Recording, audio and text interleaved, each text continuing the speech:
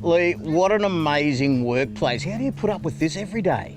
Oh, it's tragic, isn't it? I think I've got one of the best jobs in the world. I have seen some pretty good locations where rangers work as we travel around, but this would have to take the cake. How long have you worked here for?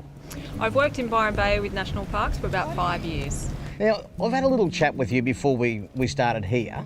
Your passion is running out of your ears. Where did that come from for the heritage of the Lighthouse area in particular, but the whole area? Well, I think the heritage of the Lighthouse is incredibly special. It's just a natural passion I've always had for social history, and I was lucky enough to get the job to showcase that in this new museum here in the bottom of the Lighthouse. So at what stage of the Lighthouse's life did someone say, hey, we should really restore this and turn it into something where people can come and enjoy it?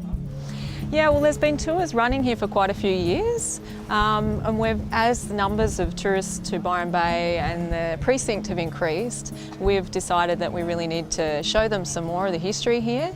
And also, there's no other museum spaces in Byron Bay in the township, so there's not a lot of other places in Byron Bay to get a gist of the history of the township. So it is still an operational lighthouse, it still has a job to do? Yeah, oh, it's so important. It's still operational, really important still for maritime safety, and I've had yachtsmen tell me how important the lighthouse is because GPS still isn't quite good enough, and they would like to believe their eye over a computer, I guess. So. Yeah, and I guess we travel on the land all the time, and I quite often say that we should be using a GPS as an aid to navigation. You should still use the old school methods, and here's one of them. Yeah, people prefer to see the lighthouse, I think, than look at the computer screen, and why wouldn't you? It's such a beautiful building. Absolutely.